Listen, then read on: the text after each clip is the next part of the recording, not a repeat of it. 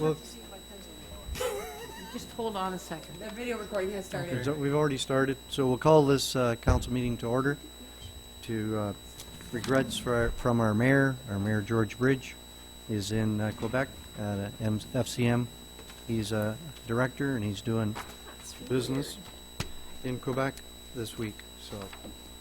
So welcome. Got another full house. Thanks for coming, Campbell.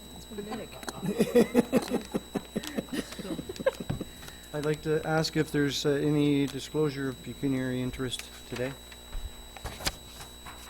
Hearing none, move into minutes of the previous meeting. We've got a mover by Mr. McKenzie, seconded by Mr. Gunson, that the previous minutes of the February 18th, 2020 council meeting are approved. All in favor of that? Against? That's carried. Thank you. To ask if there's any additional business items disclosed for other business. Judy?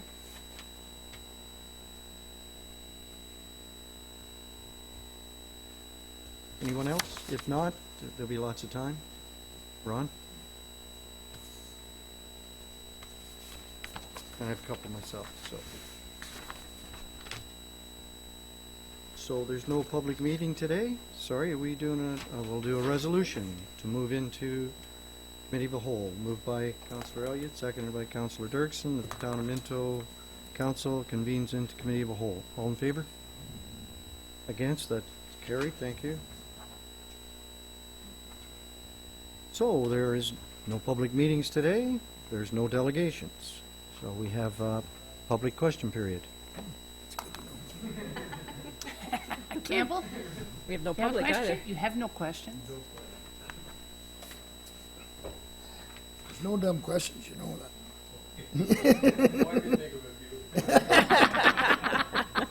So we have 3 items, correspondence received for information.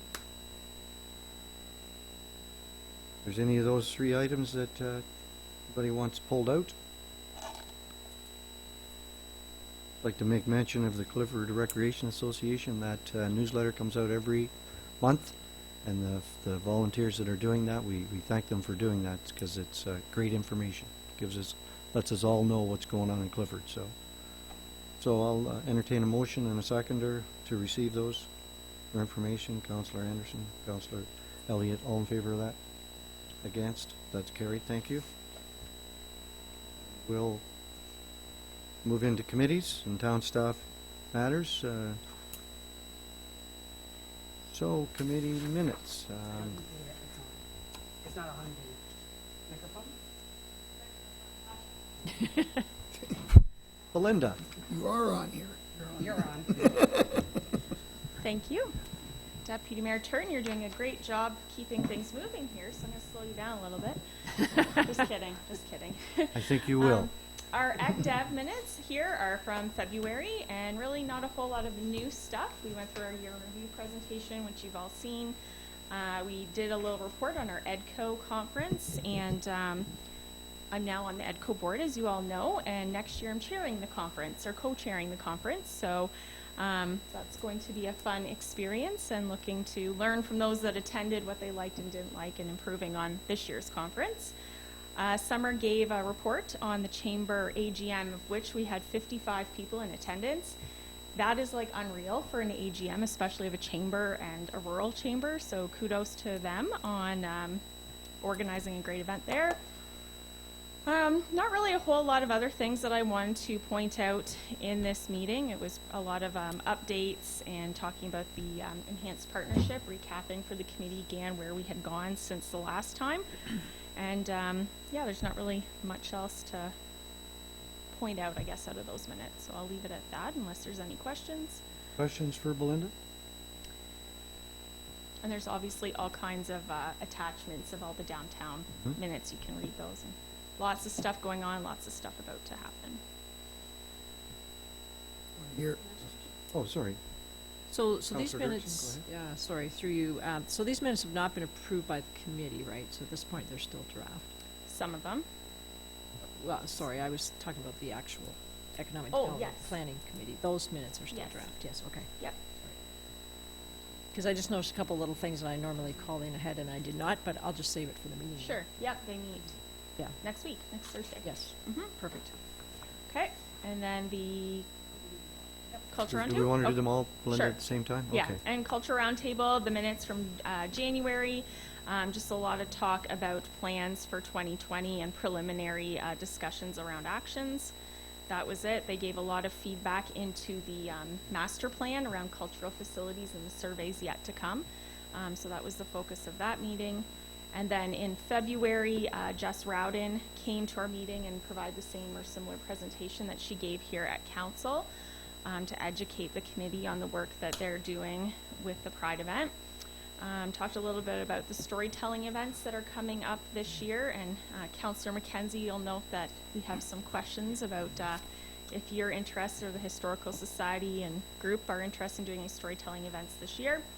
Culture Days programming is going to be starting to be planned, and again, just encouraging the committee to go on every month and vote about the master plan. I think people are thinking they've submitted the survey once and they're done. They're not really cluing in. They have to go on every month. It's a new topic. And then, other than that, just allocating our budget dollars to the various projects. So, unless there's any questions. Questions for Belinda? No, I can answer. I have a comment. Go ahead, Councilor Yes, we Mackenzie. are, Okay, and we'll get a date and we'll be in let you know. touch. Certainly. Okay, sounds good. Worked out fine last year, and That was good. we'll be glad to do it again. Thank you. So we have a motion. I'd like to have a mover and a seconder, if you don't mind. Councillor Gunson, Councillor Mackenzie. Council of the Town of Minto receives the Cultural Roundtable Committee minutes, Economic Development and Planning minutes, February 13th and January 20th and February 24th, and approves any recommendations contained therein. All in favor of that motion? Against? Carried. Thank you. Okay, so the next item on the agenda is Trees for Minto Committee minutes of February 20th, and I'm going to ask Councillor Dirksen if she would like to talk us through this. Sure, just a sec till I get there. 5, okay, so yeah, we met, that was in February, I guess, February 20th, yes. So we discussed a few things. One of the things is our hazelnut trees. So we're going to replace some of those because we didn't have a very good take on those. They didn't survive the winter very well, and they didn't like the summer much either. So, so we're getting some trees to replace those because we're pretty determined that we think we can grow them in this area. So I guess that was maybe one of the bigger things. The other thing is we're going to put together a package of plants for this year. The last number of years we've had, one year we had fruit trees, another year we had, what was it? Pollinators last year? Yes, pollinators, bees, birds, and butterflies, yes, last year. So we're talking about maybe doing plants for teas. So I don't know much about this, but Rob Johnson does, and so he's going to put together some packages, maybe, and we might even have like one fruit tree or something, and then some shrubs, that kind of thing. And so they'll be available for a cost yet to be determined, but it'll be approximately half price of what the value of them are. So, yeah, so just another way that we are trying to get more trees planted in. Questions? Anybody have any questions about that?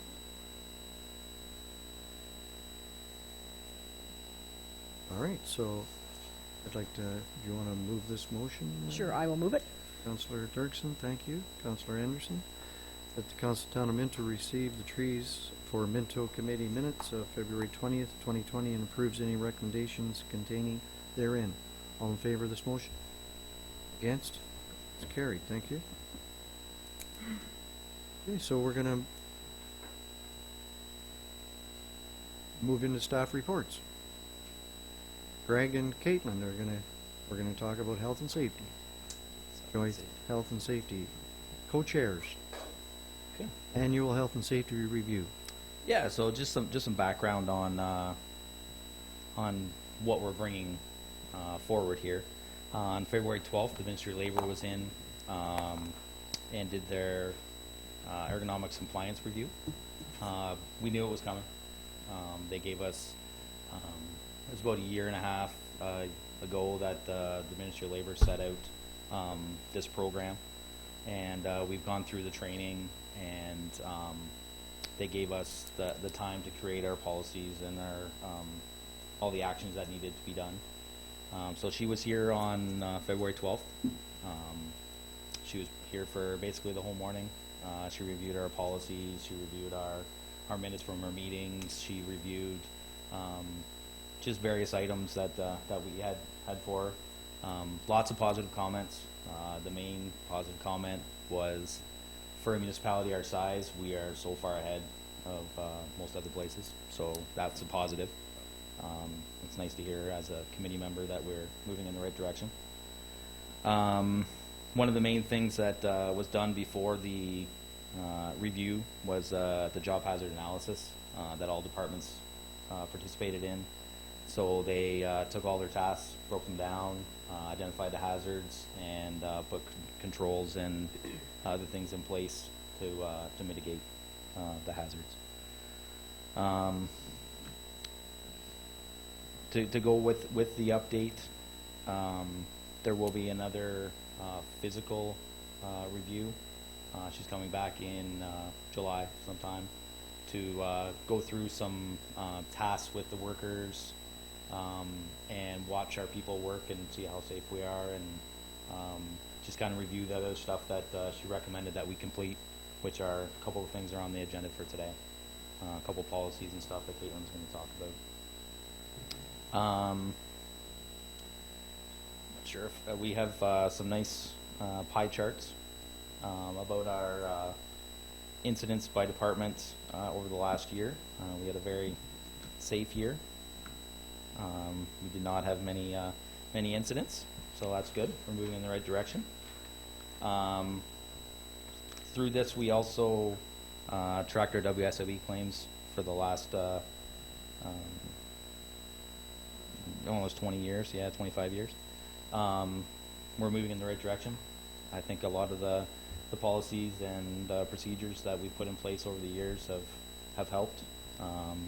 You know, it's a lot of work and a lot of different things that you have to do now that you didn't have to do before.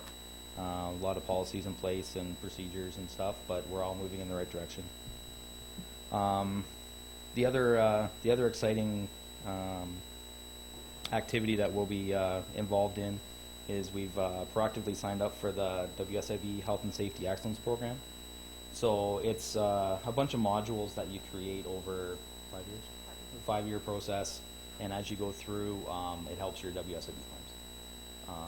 How much you have to pay and stuff. So it should lower the premiums and stuff like that. Which, you know, we have had some incidents in the past, so you know, every little bit helps, as well as a lot of the stuff we already had in place. So to move forward, it's not as big a leap as, you know, other places have had. So we're moving in the right direction, and I'll keep saying that. It will be a long process, and you know, it'll be an ongoing task with the job hazard analysis, with new tasks, with reviewing, with all our policies. We had a health and safety meeting shortly after this, and with all the extra stuff, we kind of redid what we're looking at every meeting and stuff, and there's probably 2 or 3 policies to review every single meeting that we've been doing, but we've added a number as well, so that'll be our process moving forward. I'm going to let Caitlin talk about a couple of these policies. Caitlin's done a great job. She's been a big help.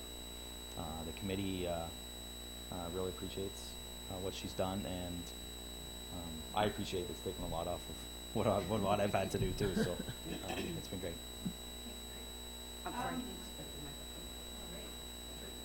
Great, you. So just some of the policies that we're going to be looking at today. The health and safety policy shouldn't be anything new to you. It's something that we review every year. So that one was provided to you. We also have our MSD prevention policy. So that was something that the Ministry of Labor Representative did recommend that we kind of update a little bit. So really what it's about is demonstrating our commitment to minimizing musculoskeletal disease prevention. So it's just a way, it's more of a umbrella policy and a way that we can demonstrate that we have a commitment to allocating the resources that we need and to making sure that we minimize the exposure for our workers. So that one, if you look at it more so, just talks about the responsibilities of each level within the organization. And then we have our hazard recognition and control policy. So that's a more in-depth policy that talks about how we recognize the hazards and how we control them and how we elevate them, or evaluate them, sorry. So were there any questions on those? Questions for Caitlin? Councillor McKenzie? Just through you, if I'm reading this right, we talk about the WSIB claims. Right. 24 years, we still have 19 active. We do. claims. So they do keep them active if they're still paying them out, so they will keep some active in the long term. But we kind of are looking at more so per year, how many new ones are we getting? We're trying to Yeah. mitigate that, what we Sure. can mitigate, right? Okay, thanks. Mm. We're working on it. Yeah, It's definitely a work in progress. I'm sure you so- are. Thank you. 16 and 17 were not. CAO Derek? Thank you, Deputy Mayor.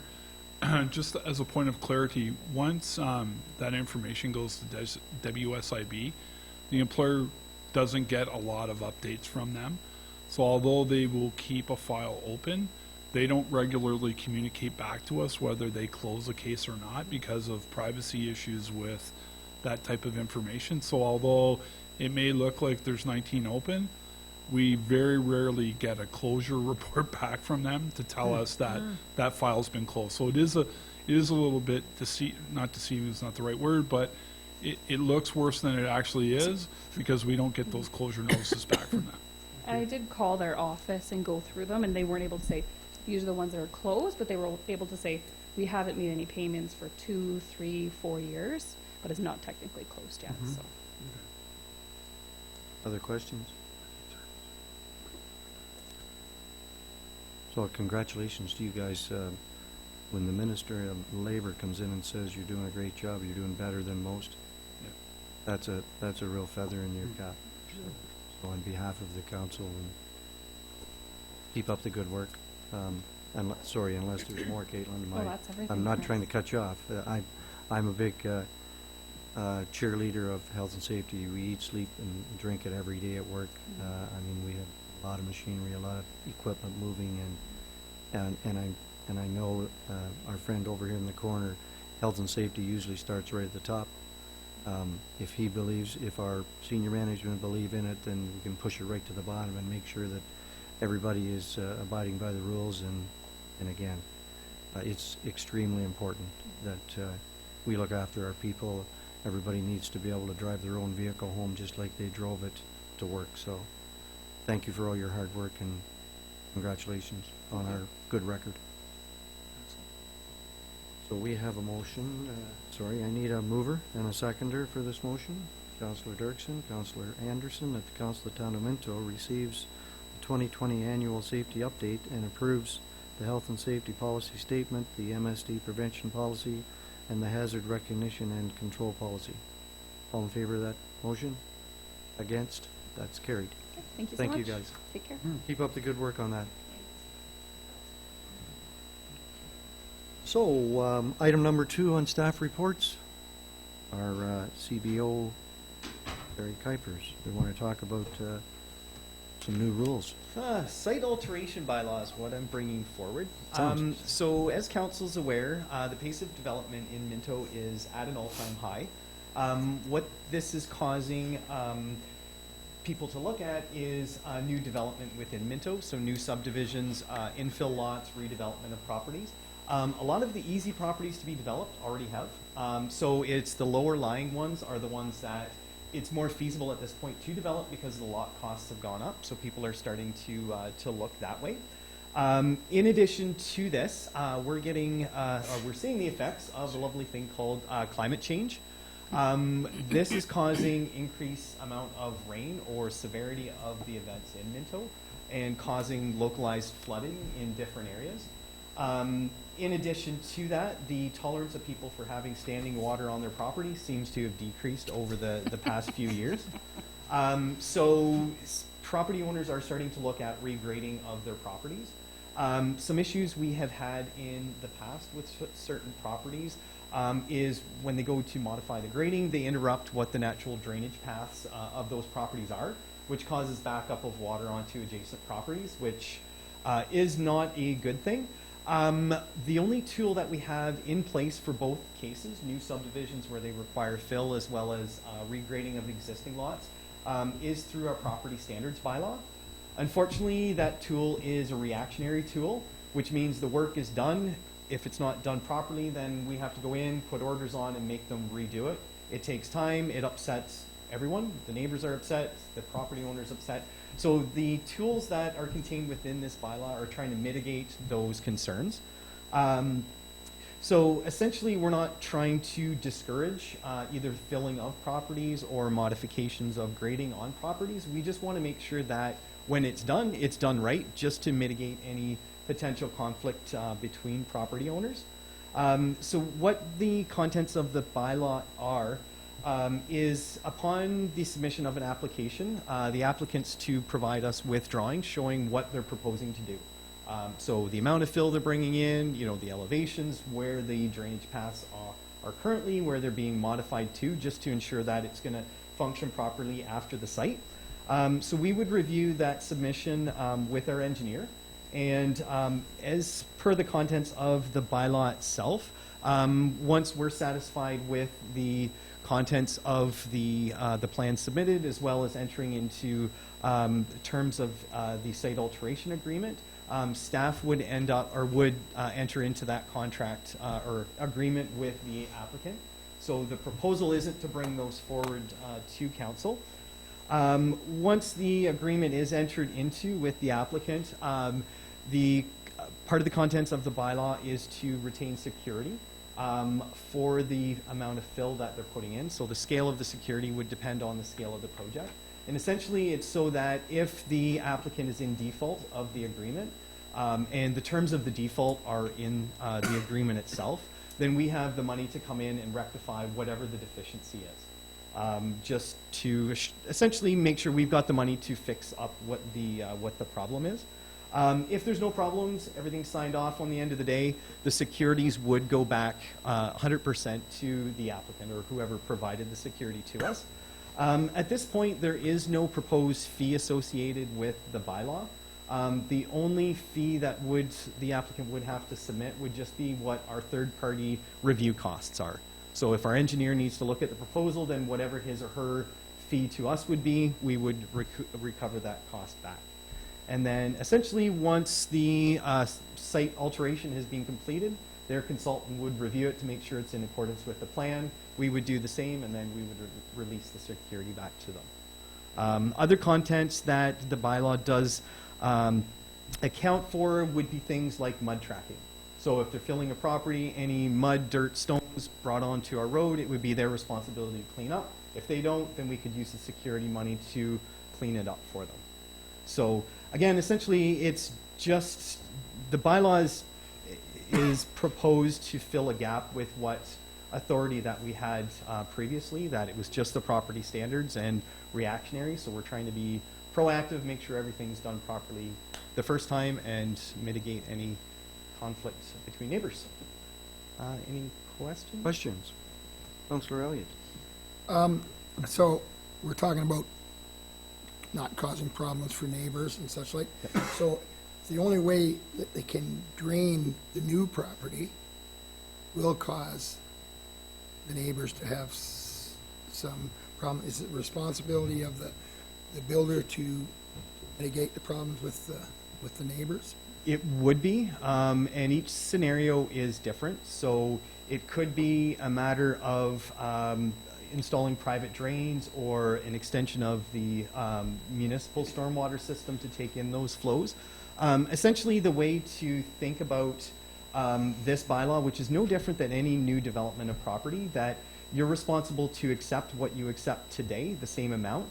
You can't essentially create a problem where you're altering the grading of your property, which is bumping water elsewhere. There's always going to be the same volume of water. It's just how to control it, to make sure it's heading to where it currently heads or to an appropriate outlet. So they would have to create a drainage system that would Take that water, take that yeah. water, even if they have to enter into the neighbor's property. That is something we would have to look at on a very case-by-case basis.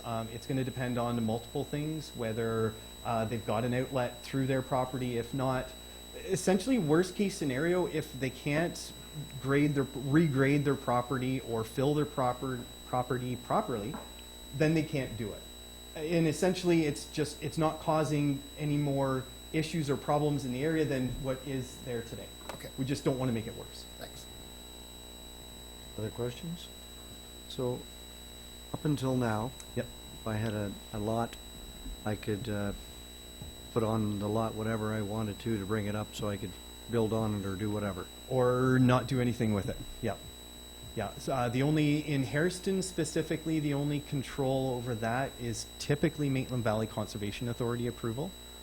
If you're in the regulated area, you would need a flood permit through them, but we wouldn't have control over what happens where, sediment control, mud tracking, any of that stuff. So this is kind of hoping to not tighten things up, but just take better control over what's happening. So now I submit a plan. Yep. And I was trying to listen, but you're talking pretty quickly. So Sorry. the plan that I submit, Yep. I can come up with that on my own, or do I need to hire a drainage engineer, grading, whatever? Unless it's a very basic project, like if there's any technical review needs to be done, we would require you to hire a consultant to the consultant would either be an engineer or a surveyor, just so they can properly do shots, calculations as part of the submission. So the submission plan comes in, you review it, agree that it's a good one. If you don't agree, they take it back to their And work get on it revised, and it's not just because you apply and we're not happy with it, end of story. We'll work with you to come up with an appropriate solution. Up until now, the neighbors had very little control or anything on whatever somebody wanted to do with their lot. And it's not saying that the neighbors still have control over it. It's you're not one understand. person isn't causing a problem for another. They can go to bed at night knowing that our CBO and staff have looked at the submission plan and are happy with it. Yep. Any other questions? Councilor McKenzie? So, Terry, a property owner, if they had, two questions, if they have existing residential lots. Yep. They still have to go through these hoops. Like, I'm wondering why he would issue severances and they've never been able to build on them. Like, well, not never, but it's tough on some properties, you know? So they can get a severance without going through any of these, go through the hoops later. In terms of development, Yeah. the concern or issue, and we did discuss that in-house, with requiring a grading plan up front as part of the severance process, is the grading of a property is so linked to what's actually being built that I could propose to grade a property based on a square box, grade it properly, everything looks good, but then you go to actually build your house, I'm going to need a new grading plan because the configuration is slightly different, the floor elevations are different, it causes other issues. So it was, do we make people do the same work twice? Which we didn't feel that it was fair. If there are major concerns over what the site is, then we could require through the severance process a conceptual grading plan. So people can get lots. Yes. Yep. They can get a severed lot and then deal with it later. Yes. Yep. Like we have a bunch of lots at the east of in Hairston. There's an unopened street with all laid out without flooding areas or problems. And what would it take? It's the property owner, right? It's got to initiate that for sure. So it would be the responsibility of the property owner to come to us. Right. It's they're obligated to come to us. They can't just pretend they don't know anything that's going on and just start Yeah. filling. That's when I would be showing up, knocking on their door. Yes, for sure. So that would be, it would be them that would have to come to us with the proposal of what they plan on doing. If that, I don't know if that answered your question.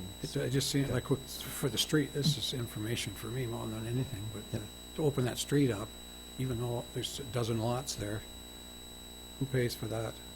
Is it the property owner, or is it? So in terms of a subdivision, before the subdivision is established, there's a grading plan for the entire development. So that would include where the roads are, where the drainage system is, drainage patterns of individual lots. To physically open up that road, it would be at the cost of the developer. Even though these got lots on an unopened allowance? Yep, yep. Okay. We, the town, or at least the direction I've gotten from you guys is we're not, you guys aren't paying to drop in a road for someone so they can start building. If it's a developer looking at doing a subdivision or, a multi-lot development, the cost of the road and infrastructure would be on them. Okay, even though it's one at a time selling those lots? Yep, Yeah, okay. yep. Thanks. Other questions? Perfect. So I have a recommendation in there that you receive my report and pass the site alteration bylaw in open council. Certainly, that recommendation is that the Council of the Town of Minto receives the Chief Building Official's site alteration bylaw report for information and considers passing a site alteration bylaw in open council. Can I have a mover and a seconder? Councillor Mackenzie. Councillor Elliott. Any other questions? We're not first at this, are we? We're not. No, I took this bylaw from a local municipality, so it's, don't want to say I plagiarized it, but it's rather similar. All in favor of the motion? Against? That's carried. Thank you. Thank you, Terry. Yeah, there's, So I'll pass the chair over to Public Works Chairman, Councillor Dirksen. Thank you, Deputy Mayor Turton. So we have one item on the agenda today, and our Roads and Drainage Manager is going to tell us about the long-awaited and much-anticipated tender results for Arthur Street and Lawrence Avenue. Lawrence Street. Oh, it's Lawrence Street. That was Avenue. Yeah, the legal documents actually say Lawrence. Thought we Street. had an avenue. Thought we had one avenue in Yeah, Minto. no, we actually confirmed that with the Okay. with this project. Arthur and Lawrence. Yeah. Take it away. So this is the results of the tender which closed last Thursday, and it did come in slightly over budget, with the combined projects being over $375,000. Primarily, the Arthur Street project came in over. Some of the reasons for the overages on that section was the non-recoverable HST, the contingency. There's the stoplight upgrades. There's been a few motor vehicle incidents there, where the streetlight pole's been struck. It's been compromised a few times over the years, and then the main control panel there as well. So it's basically hanging on by gear clamps right now. It's in rough shape. A wire. Okay, and then as well as the asphalt price is high right now, and then as well as some of the granulars and the oversizing of the storm in that section, resulting from the geotechnical survey that was completed. A lot of these items became a realization after we'd submitted for the funding. So we have since asked if there was any flexibility with the province on the funding, and it is a firm number. So Gord and we have come up with some solutions to come up with the overages here, with a reduction in capital miscellaneous paving of approximately $100,000. With the additional federal gas tax that we received last year, council enabled us to do a lot more paving in 2019 than we were anticipating, so we do have that flexibility there for right now.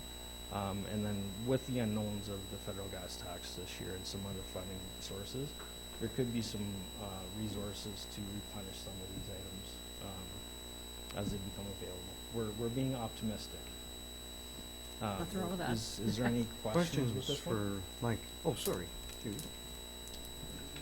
Councillor Dirksen. No problem. What he said. Are there any questions? Yes, so, I just, this includes curbs, gutters, sidewalks. Exactly, yes. For Arthur Street. Arthur and- Street is curb, gutter, sidewalks, minor sanitary and water upgrades, fire hydrants, maintenance wall corrections, that sort of thing. Lawrence Street is a complete reconstruction with water, sanitary, storm curb, gutter, everything, yeah. And it stops at the end of Lawrence, it doesn't go down into the new, It doesn't go into the new, it's just within our town right of way there, yeah, what's existing. Yeah. thank you. Anyone else?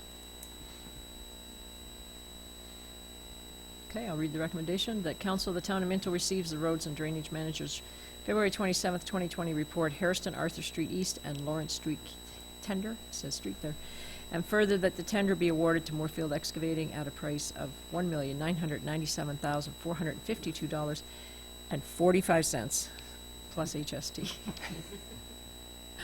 Moved by Deputy Mayor Turton. Is there a seconder? Councillor Gunson, all in favor? Thank you, that carries. When are we starting? Well, we're hoping to have a pre-con meeting within the month. There's going to be some communications that's going to be required between the school board and the residents, obviously, and then with the closure or potential, the closure of 89 with the bridge out there in the South Saugeen River, is going to make for some definitely need of communication for traffic. That's for sure. So,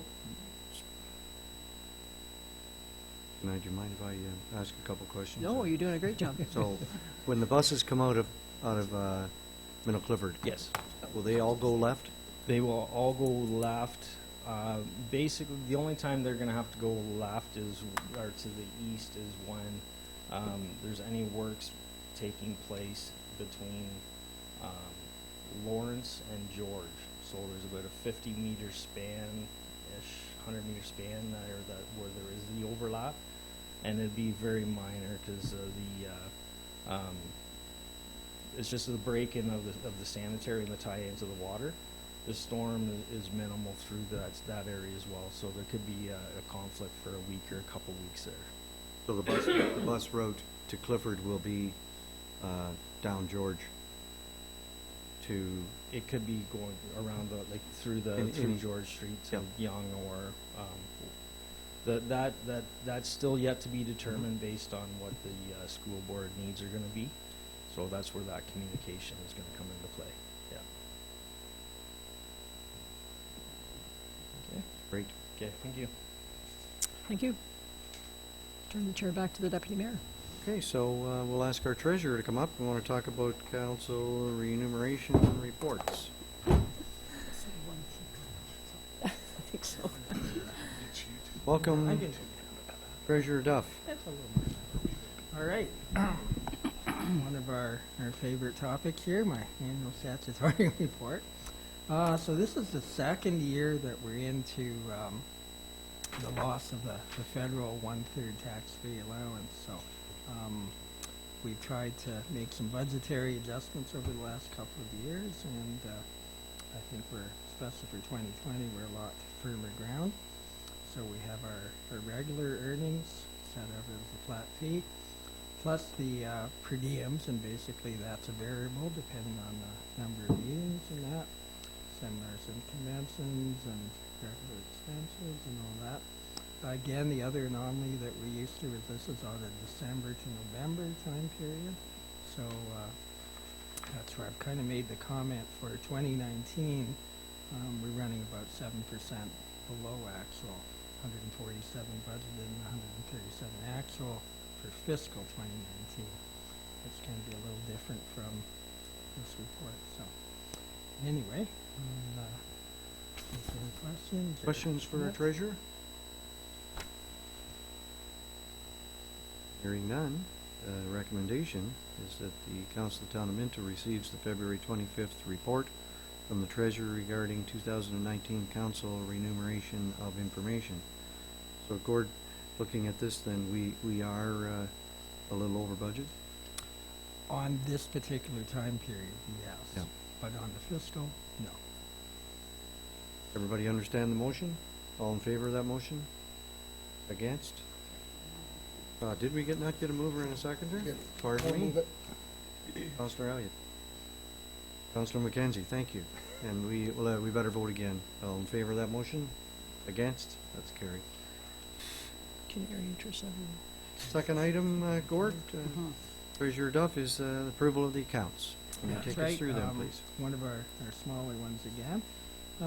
Just a couple of highlights. We did our donation to the North Wellington Healthcare for $10,000 that was done for many years. We've also done some more flood mitigation work, I guess, and doing some landscaping, tree removal for about $41,000, and it's quite obvious to anyone that's walked by the river lately. We've had actually not too bad a winter, but we did have a water main break, and we had to bring in foster services for about $4,200 for that. And we're still buying road salt for $16,000. And again, the drainage work continues. A lot of it is work previously done, but the bill's rolling in for about $36,000. So, main highlights. You know. Questions? Anyone? Can I have a mover and a seconder for this motion? Councillor Elliott? Councillor Gunson, thank you. The recommendation is that the Council of the Town of Minto receives the Treasurer's report dated February 21st regarding approval of accounts and approves the Town of Minto accounts by department for February 2020. All in favor of that motion? Against? That's carried. Thank you, Treasurer Duff. So now we'll, other business. Judy, do you want to go first? Sure. I just wanted to tell council about Wellington Farm Home Safety Association breakfast in Mount Forest. That's coming up on Saturday morning. It's at St. Mary's Hall.